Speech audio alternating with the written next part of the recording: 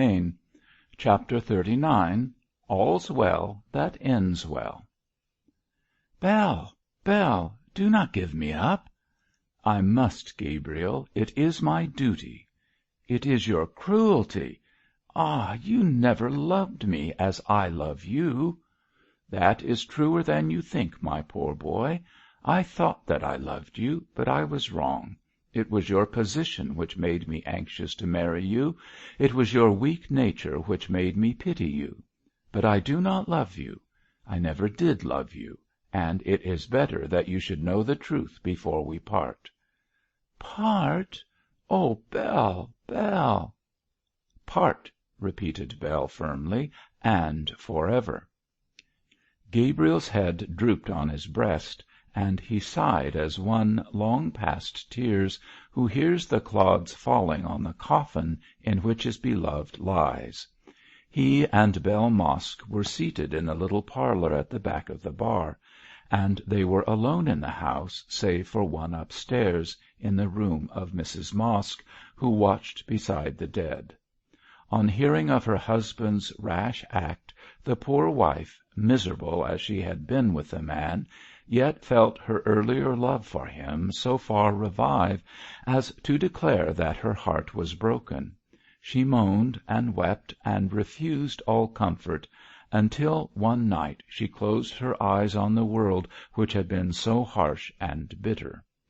So Belle was an orphan, bereft of father and mother, and crushed to the earth by sorrow and shame. In her own way she had loved her father, and his evil deed and evil end had struck her to the heart.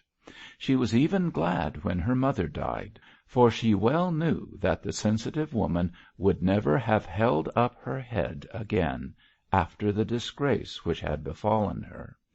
And Belle, with a white face and dry eyes long past weeping, sat in the dingy parlour, refusing the only comfort which the world could give her weary heart. Poor Belle! Poor, pretty Belle! "Think, Gabriel," she continued in a hard, tearless voice, "think what shame I would bring upon you were I weak enough to consent to become your wife. I had not much to give you before, I have less than nothing now. I never pretended to be a lady, but I thought that, as your wife, I should never disgrace you. That's all past and done with now. I always knew you were a true gentleman, honourable and kind. No one but a gentleman like you would have kept his word with the daughter of a murderer. But you have done so, dear, and I thank and bless you for your kindness. The only way in which I can show how grateful I am is to give you back your ring. Take it, Gabriel, and God be good to you for your upright kindness." There was that in her tone which made Gabriel feel that her decision was irrevocable. He mechanically took the ring she returned to him and slipped it on his finger.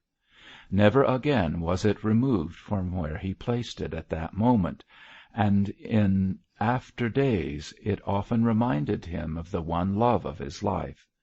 With a second sigh, hopeless and resigned, he rose to his feet and looked at the dark figure in the twilight of the room. "What are your plans, Belle?" he asked in an unemotional voice, which he hardly recognized as his own. "I am going away from Beorminster next week," answered the girl, listlessly. "Sir Harry has arranged all about this hotel, and has been most kind in every way. I have a little money, as Sir Harry paid me for the furniture and the stock in trade. Of course I had to pay father's debts," she could hardly speak the words, "so there is not much left.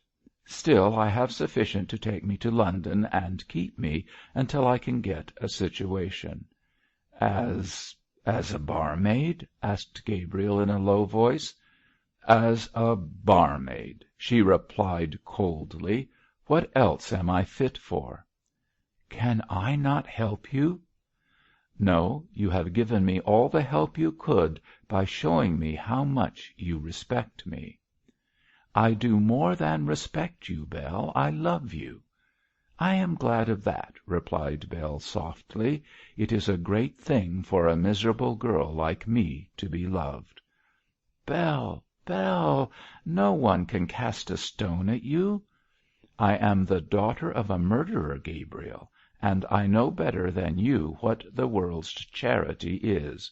Do you think I would stay in this place, where cruel people would remind me daily and hourly of my father's sin? Ah, my dear, I know what would be said, and I don't wish to hear it. I shall bury my poor mother, and go away, never to return." "My poor Bell, God has indeed laid a heavy burden upon you." "Don't!" Her voice broke, and the long absent tears came into her eyes. "Don't speak kindly to me, Gabriel. I can't bear kindness. I have made up my mind to bear the worst. Go away. Your goodness only makes things the harder for me. After all, I am only a woman, and as a woman I must weep." She broke down, and her tears flowed quickly. "I shall go," said Gabriel, feeling helpless, for indeed he could do nothing. "Good-bye, Bell," he faltered. "Good-bye," she sobbed. "God bless you." Gabriel, with a sick heart, moved slowly towards the door. Just as he reached it, Bell rose swiftly, and, crossing the room, threw her arms round his neck, weeping as though her overcharged heart would break. "I shall never kiss you again," she wailed. "Never, never again." "God bless you and keep you, my poor darling," faltered Gabriel. "And God bless you, for a good man you have been to me," she sobbed, and then they parted, never to meet again in this world. And that was the end of Gabriel Pendle's romance. At first he thought of going to the South Seas as a missionary, but his father's entreaties that he should avoid so extreme a course prevailed, and in the end he went no further from Beorminster than Heathcroft Vicarage.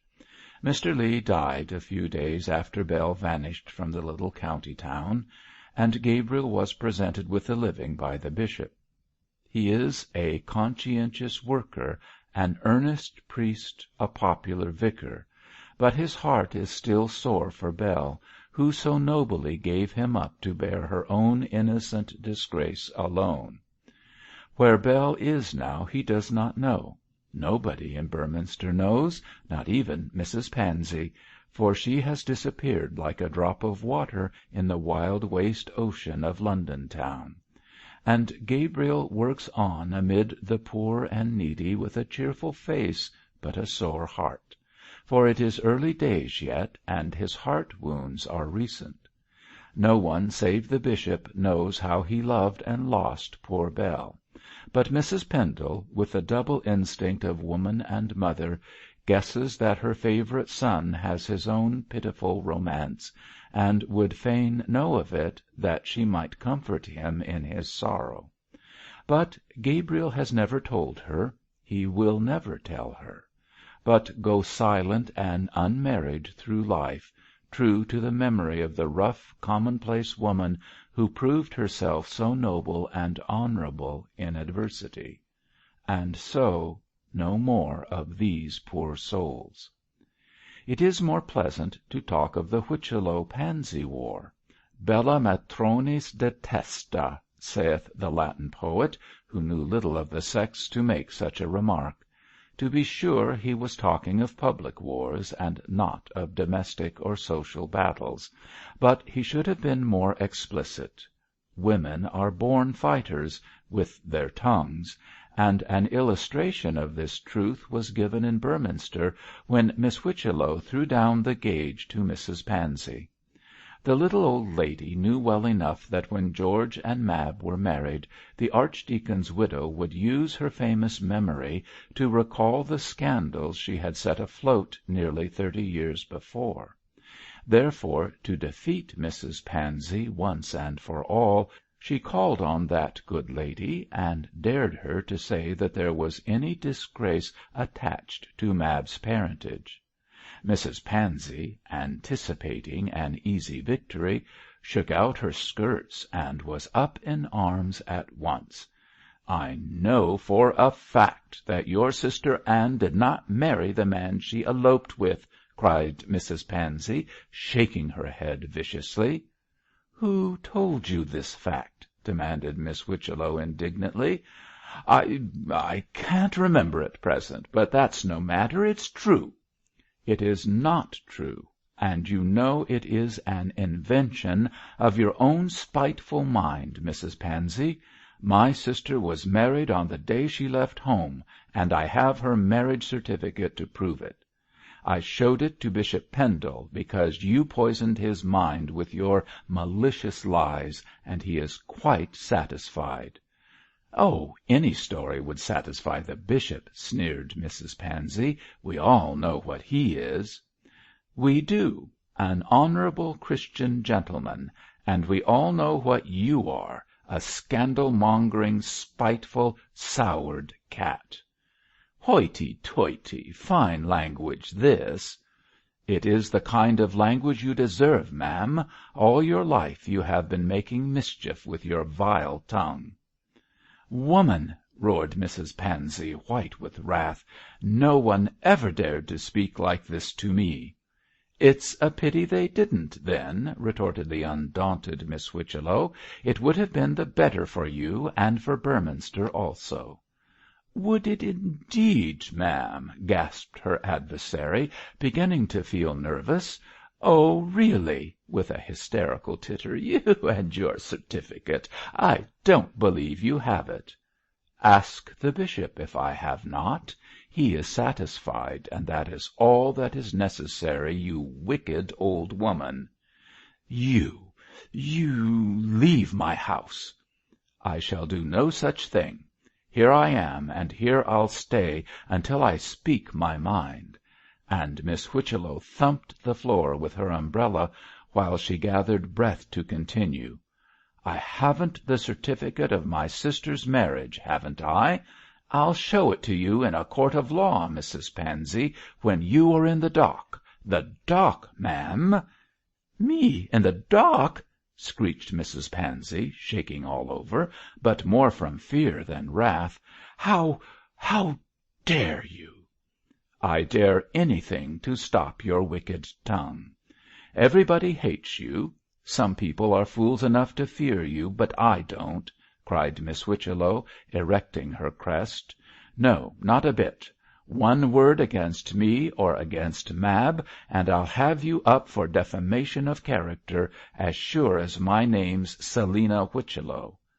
I don't want to say a word," mumbled Mrs. Pansy, beginning to give way, after the manner of bullies when bravely faced.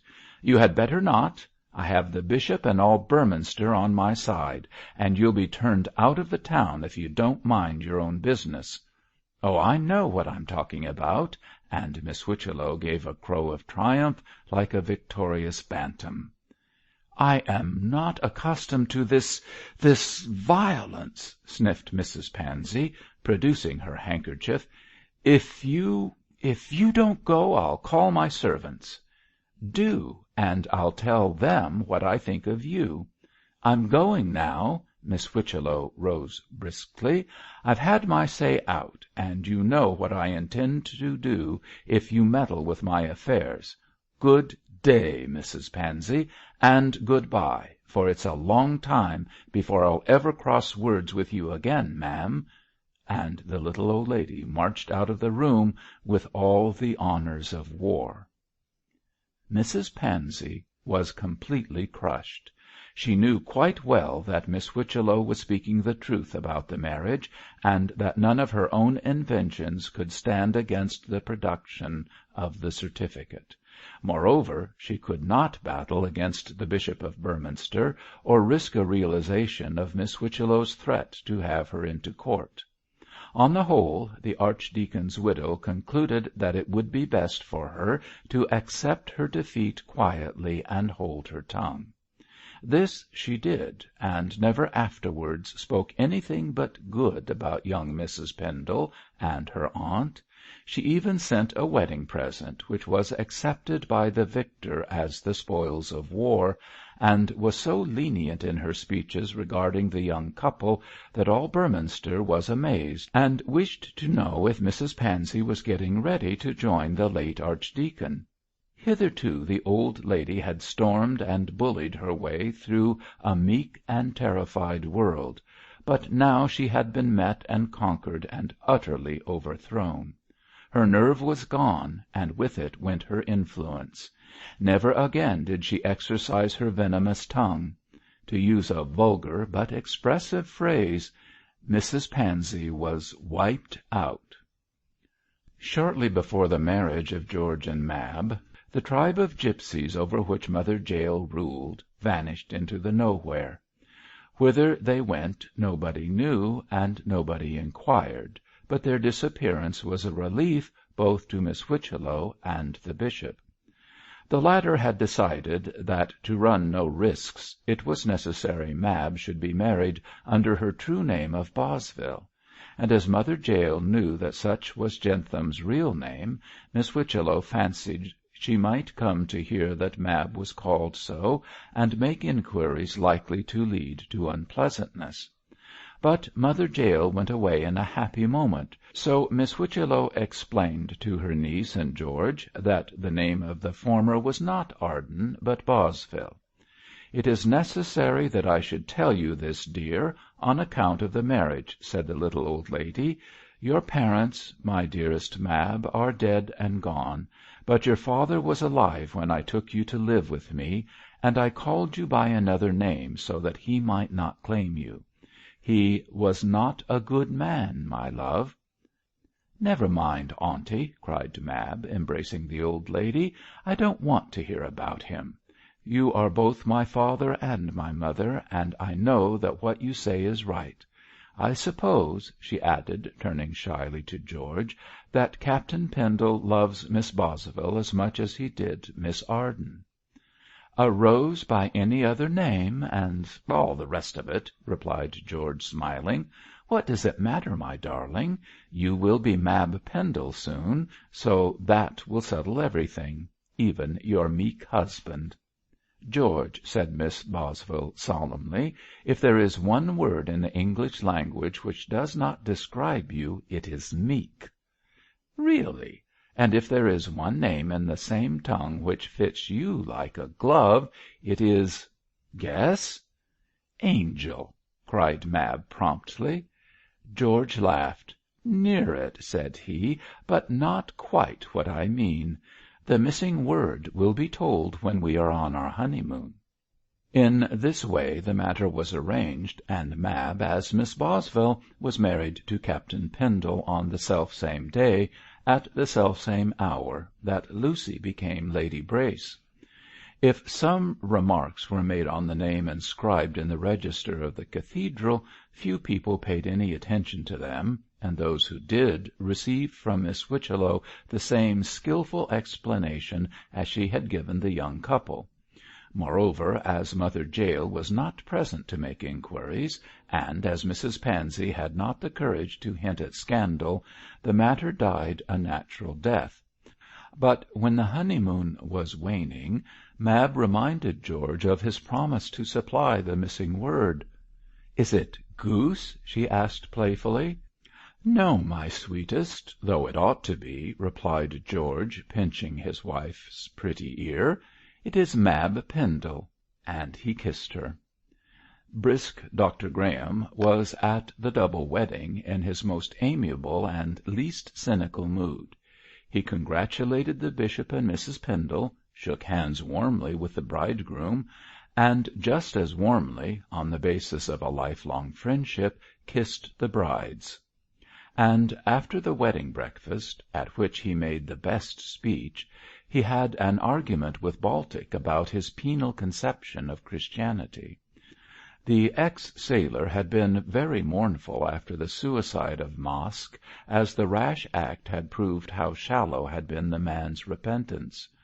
"But what can you expect?" said Graham to him. "It is impossible to terrify people into a legitimate belief in religion."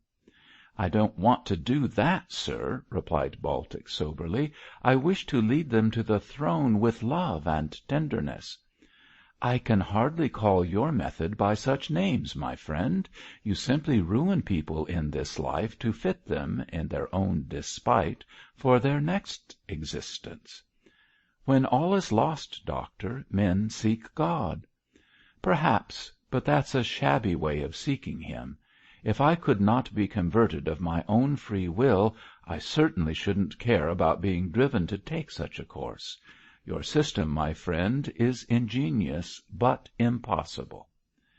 "I have yet to prove that it is impossible, Doctor." "I dare say you'll succeed in gaining disciples," said Graham with a shrug. "There is no belief strange enough for some men to doubt. After Mormonism and Joseph Smith's deification, I am prepared to believe that humanity will go to any length in its search after the unseen. No doubt you'll form a sect in time, Mr. Baltic. If so, call your disciples Hobsonites." "Why, Dr. Graham?" "Because the gist of your preaching, so far as I can understand, is a Hobson's choice," retorted the doctor. "When your flock of criminals lose everything through your exposure of their crimes, they have nothing left but religion."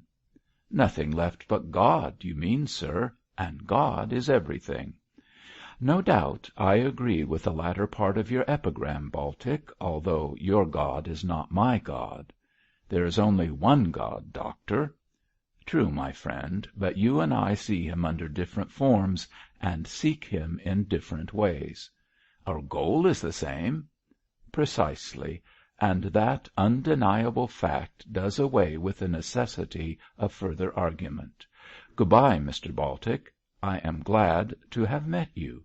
Original people always attract me," and with a handshake and a kindly nod the little doctor bustled off. So, in his turn, Baltic departed from Beorminster and lost himself in the roaring tides of London.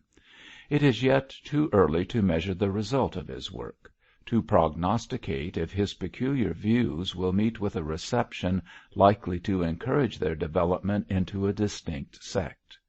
But there can be no doubt that his truth and earnestness will some day, and perhaps at no very distant date, meet with their reward. Every prophet convinced of the absolute truth of his mission succeeds in finding those to whom his particular view of the hereafter is acceptable beyond all others. So, after all, Baltic the untutored sailor may become the founder of a sect. What his particular ism will be called it is impossible to say, but taking into consideration the man's extraordinary conception of Christianity as a punishing religion, the motto of his new faith should certainly be Cernit omnia Deus vindex. And Baltic can find the remark cut and dried for his quotation in the last pages of the English dictionary. So the story is told, the drama is played, and Bishop Pendle was well pleased that it should be so. He had no taste for excitement or for dramatic surprises, and was content that the moving incidents of the last few weeks should thus end. He had been tortured sufficiently in mind and body. He had, in Dr. Graham's phrase, paid his forfeit to the gods in expiation of a too happy fortune, therefore he might now hope to pass his remaining days in peace and quiet. George and Lucy were happily married. Gabriel was close at hand to be a staff upon which he could lean in his old age, and his beloved wife, the companion of so many peaceful years, was still his wife, nearer and dearer than ever. When the brides had departed with their several grooms, when the wedding guests had scattered to the four winds of heaven, Bishop Pendle took his wife's hand within his own and led her into the library. Here he sat him down by her side and opened the book of all books with reverential thankfulness of soul. "I called upon thy name, O Lord, out of the low dungeon. Thou drewest near in the day that I called upon thee. Thou saidst, Fear not." And the words, to these so sorely tried of late, were as the dew to the thirsty herb. Chapter 39. End of The Bishop's Secret, by Fergus Hume.